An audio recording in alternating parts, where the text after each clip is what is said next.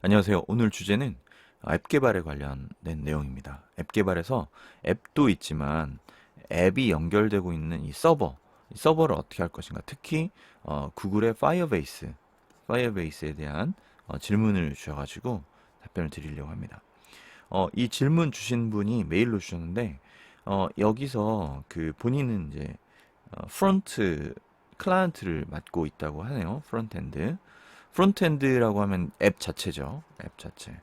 앱에서 특히 이제 화면 쪽 또는 앱의 기능들을 지금 만들고 계신 것 같은데 이 서버를 통신을 하는 상황인 거고 이제 서버가 하나 있는 상황에서 이제 서버를 과연 어떻게 준비해야 되나 라는 상황이에요.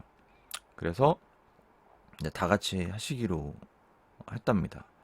그리고 이제 주제는 블라블라 하는데 DB를 구축해야 될 것 같고 또 이제 어, 이거를 AWS에서 어떻게 해야 될지 특히 이제 이쪽으로 또 처음이시라면 좀 가늠이 안 되기 때문에 그 얘기를 좀 하려고 합니다. 그러면 오늘 파이어베이스 얘기를 한다고 이제 말씀드린 이유가 어떤 경우는 사실 파이어베이스를 통해서 가능하기 때문에 이렇게 말씀을 드리는 건데요. 이제 가능한 경우와 좀 어려운 경우, 그리고 서버에서 무엇을 하는가, 이런 얘기들을 좀 해볼 수 있을 것 같아요. 앱이 있다고 하면은 요즘 사실 서버 통신이 많이 이루어지잖아요. 앱에서. 그럼 어떤 것 때문에 서버를 쓰시나요? 자, 이제 헷갈리는 부분 하나가 있어요. API를 쓴다고 했을 때, 이 API가 이제 오픈 API이기도 하고, 외부 통신을 하기 때문에 서버가 필요하지 않나라는 생각을 하나 할 수가 있어요. 자, 대개의 경우, 이 경우에 쓰는 경우가 많고, 또 하나는 이제 로그인이라든가, 이제 그 사용자에 대한, DB 저장, 이때 또 쓰는 경우가 좀 많습니다. 그리고 나서 서버를 왜 쓰나요? 서버는, 사실은 데이터를 서버에서 저장하는 것이 거의 주 기능이라고 생각이 되는데요. 이것이 아니라면 사실 굳이 서버가 필요가 없을 수 있죠. 자, 하나씩 말씀을 드리면, 이제 외부 통신에서 다른 API를 호출한다 라고 했을 때, 그 API가 예를 들면 이제 공공 데이터 API라든가, 뭐 네이버나 카카오에서 제공하는 API라든가, 이런 API를 내가 앱에서 이렇게 호출해가지고, 쓰게 된다 라는 상황에서는 굳이 내가 직접 서버를, 그러니까 특히 AWS에서 뭔가 서버를 띄워가지고 통신할 이유가 없어요. 그냥 API를 쓰면 됩니다. 예, 공공 API나 네이버, 카카오 또는 뭐 알라딘 이런 API들을 쓰면 돼요. 오픈 API를 직접 쓰는 방법이 있어요. 그래서 앱에서 그냥 쓰시면 된다. 1번 외부 API는 그냥 호출해서 사용하면 됩니다. 예, 클라이언트에서 직접 외부로 호출하면 돼요. 자, 그런 경우에서는 필요가 없겠고, 자, 여기서 이제 자기가 데이터를 좀 자기만의 서버에 저장하고 싶다. 이때 좀 필요했는데요. 로그인을 한다. 라고까지는 로그인 기능은 사실은 1번에 포함이 돼요. 로그인은. 왜냐면 로그인도 일종의 API를 호출하는 거거든요. 뭐 카카오로 로그인한다, 뭐 어디로 로그인한다 해도 그 API를 호출해가지고 결과를 받으면 돼요. 내가 직접 데이터를 관리하잖아요. 그래서 이제 로그인 기능이 이제 그쪽에 데이터가 있는 건데요. 자, 그렇다면 사용자의 특별한 내용들을 내가 저장하고 싶다라는 상황이 남을 것 같아요. 그러면 이제 기본적인 건 원래 어떻게 해야 되냐면 AWS에서 계정을 하나 만들어요. 그리고 이제 그 인스턴스라는 걸 하나 땁니다. 인스턴스는 서버인데 서버를 하나 만들어요. 대표적인 메뉴가 인스턴스 메뉴예요. 서버예요. 서버. 가상 서버. VM. 자, 그 서버가 떴어요. 그 서버가 떴으면 여기로 이제 API를 내 자신이 만드는 거예요. 그리고 이 앱에서 API를 호출하고 이 API를 서버에서 만들어 놓고 뒤에 DB를 연결해 놓고 이 DB에 저장을 하는 거예요, 데이터를. 네. 이게 이제 어 서버에서 데이터를 저장할 수 있는 방법이에요. 그렇게 하시면 또 가능합니다. 예를 들면 DB는 뭐 제일 많이 쓰는 게 MySQL 제일 많이 쓰고요. MySQL에 테이블을 만드는 거죠. 테이블. 이걸 저장할 수 있는 형태의 테이블. 자, 저장을 그러면 이제 할 수 있는 뭐 API 함수를 만들고 이 API를 앱에서 이제 호출을 하게 되면 이 API는 여러 가지 방식으로 서버를 띄울 수 있는데 뭐 가장 대표적인 게 자바로 이제 띄울 수 있는 건데 최근엔 노드.js 같은 걸로 간단하게 띄울 수가 있습니다. 여기 또 기술을 이제 조금 공부하시면 DB 연결하는 부분만 하셔도 API를 만들어서 DB 연결하는 게 가능합니다. 그래서 노드.js를 띄울 수가 있어요. 노드.js는 그 자체가 뜨면서 일종의 서버 역할도 하기 때문에 포트가 그냥 떠요. 포트. 그러니까 웹서버 역할도 하는 거예요. 노드.js 자체가. 그래서 노드.js하고 MySQL을 연결해가지고 이런 API 서버를 데이터까지 저장할 수 있게 할 수가 있습니다. AWS에서 할 수가 있어요. 자, 그런데 이제 파이어베이스는 뭐냐? 그리고 어떤 때 쓸 수 있냐? 그리고 파이어베이스를 쓸 수 있는 것인가? 내가 하려고 하는 상황에서 쓰려고 하는 것인가? 라고 이제 물으신다면,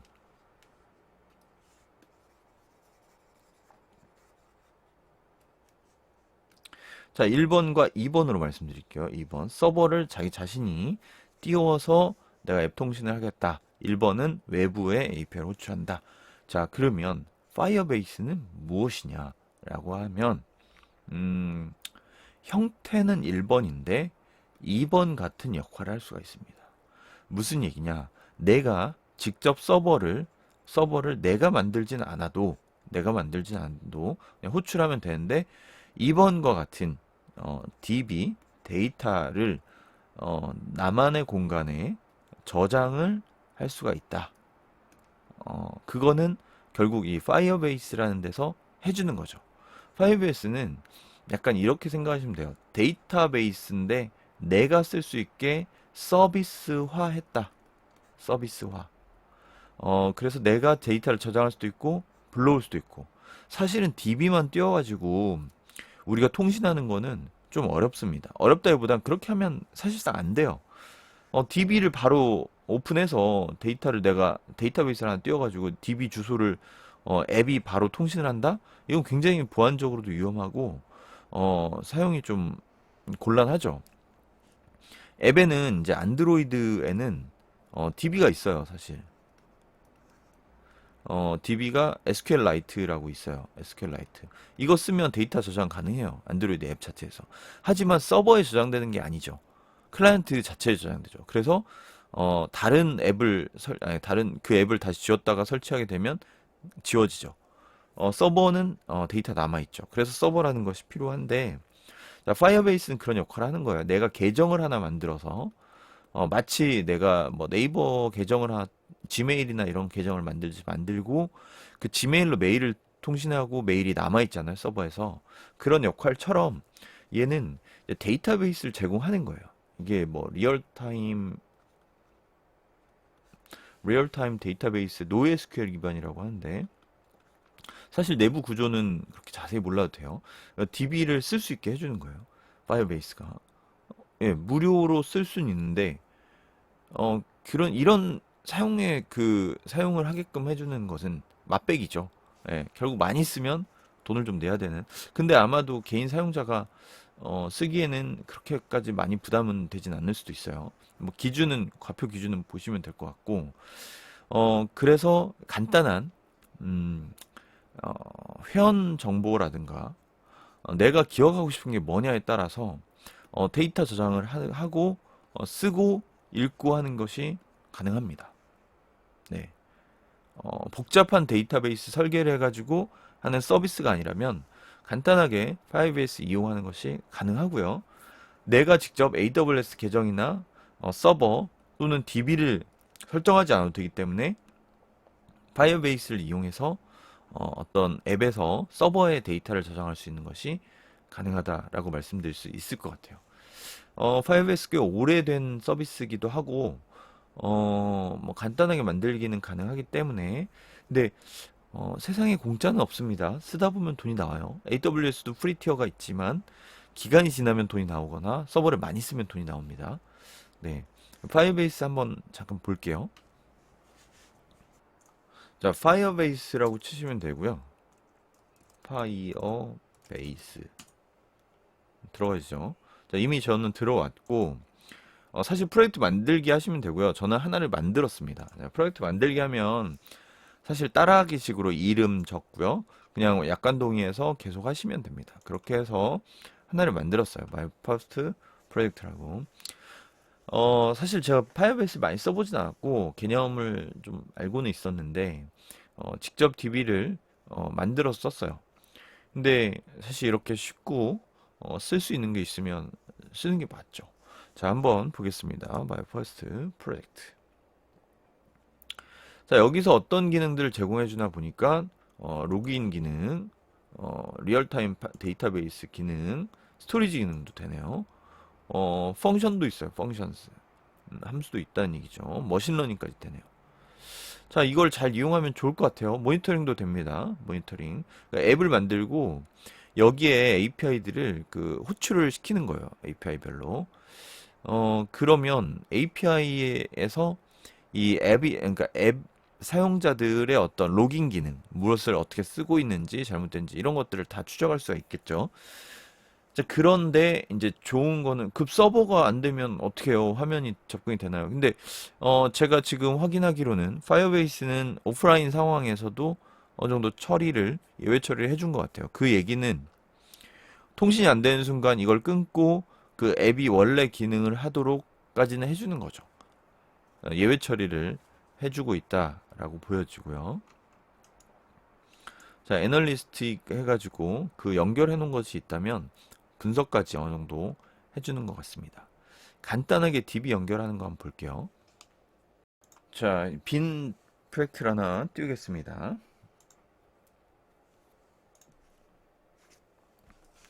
My Application Firebase 하고 임의로 하나 생성을 하고요.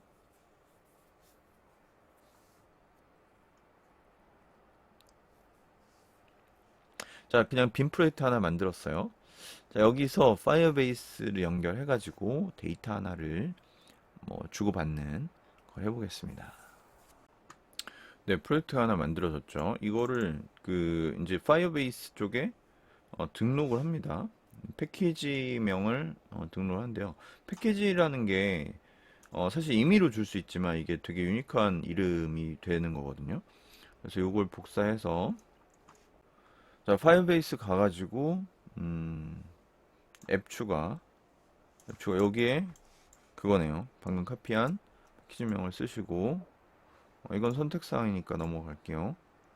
이것도 선택사항이네요. 앱 등록.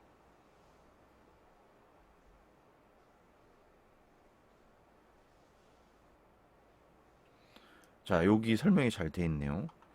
자, 구성 파일 다운로드. 이걸 다운로드 하면 될 것 같고.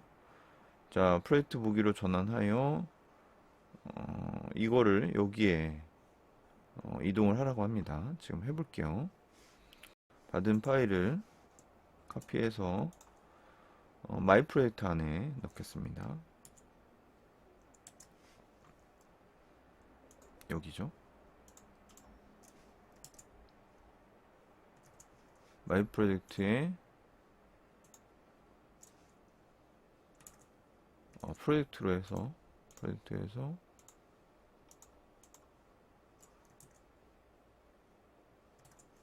앱 안에 카피. 네, 카피를 했습니다. 자, 카피했고요. 다음. 자, SK 추가를 하랍니다. 네. 자, 어디가 추가됐을까요? 여기 그거네요. 자, 구글을 카피하고 여기 복사가 돼 있네요. 카피하라는 데마다 클래스 패스 카피하고 구글 카피하고 자, 여기에서도 요거 카피하랍니다. 그리고 싱크 한번 볼게요. 어디 카피하는지. 자, build.gradle 구글 돼 있네요. 네, 구글은 넘어가고 자, 클래스 패스 추가. 자, 레파이토리에 구글 돼 있고요.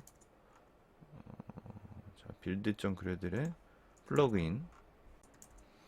자, 여기 있죠? 빌드.그레드 디펜던시. 이거부터 넣을게요. 자, 여기 파이브베이스 추가하고 어플라이.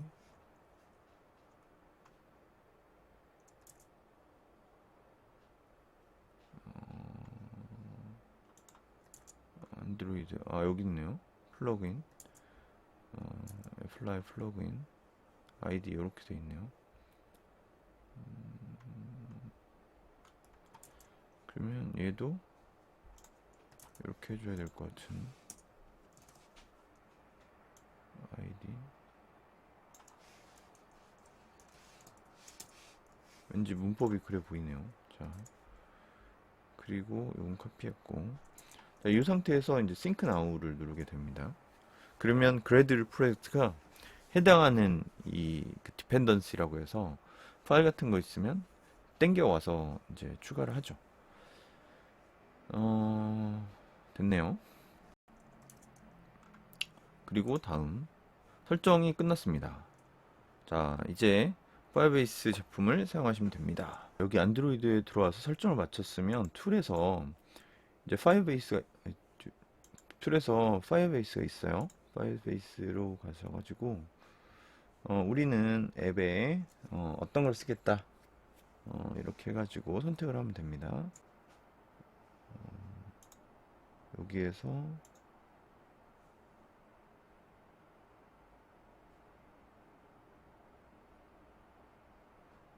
요걸로 하면 되겠네요.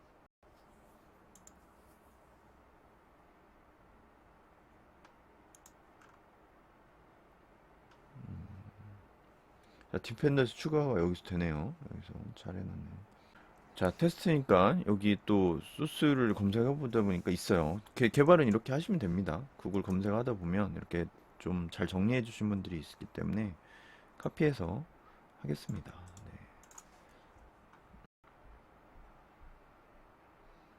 네. 이거 보니까 텍스트 뷰, 에디트 뷰 버튼을 만드는 것 같아요. 자, 이대로 한번 만들어 보겠습니다. 이게 이제 클래스가 포함 안 됐으니까 Alt 엔터, Alt 엔터, Alt 엔터. 이거? 자, 그래서 포함 시켜 놓고, 자, 그대로 파이어페이스도 추가.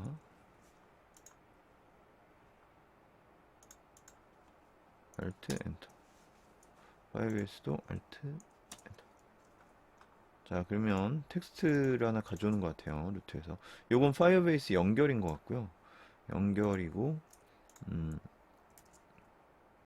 이건 연결은 이제 서버 쪽에 연결이 될 것 같고, 지금 엔드포인트 설정을 어디서도 안 했는데 그거 어디서 하는지 한번 봐야 될 것 같고, 여기 있으면은 여기 값이 추가되는 거를 리슨하는 함수인 것 같고요. 그 값이 변경되면 이 값으로 텍스트 값으로 셋을 해주고 바뀌어 있으면 텍스트 뷰에 찍어주는 거죠. 네, 찍어주고 클릭을 했을 때 이 에디트 값을 그러니까 타이핑하고 있는 값을 여기에 set value 여기에 입력을 하는 거고 여기는 화면에 텍스트 뷰에 찍어주는 거네요. 이대로 한번 실행해 보겠습니다. 엔드포인트, 그러니까 파이어베이스 서버에 주소를 입력한 적이 없긴 한데, 아까 파이어베이스 쪽에 패키지명을 넣었잖아요. 기본적으로 얘는 파이어베이스의 주소를 알 것 같고, 그, 그 아는 접속 위치를 알 것 같고, 거기서 패키지명을 식별해가지고 한다고 하면 연결은 가능할 수도 있겠네요.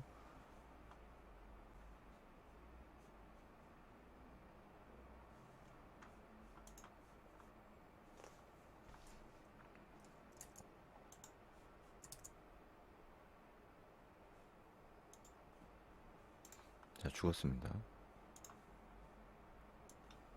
그럼 어디서 죽었는지.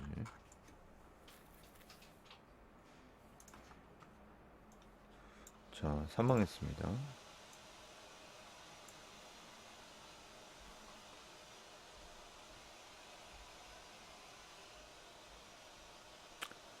아, 이거 보니까 버튼을 여기다가 안 만들어줬네요.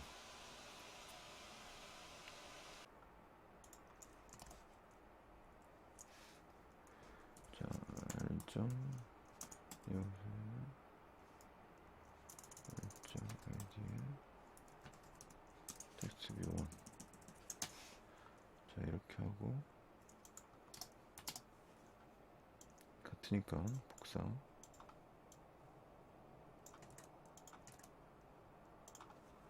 같으니까 복사.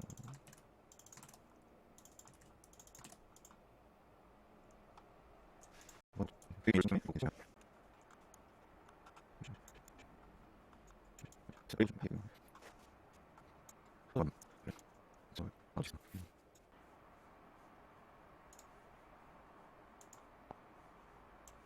어? 우와.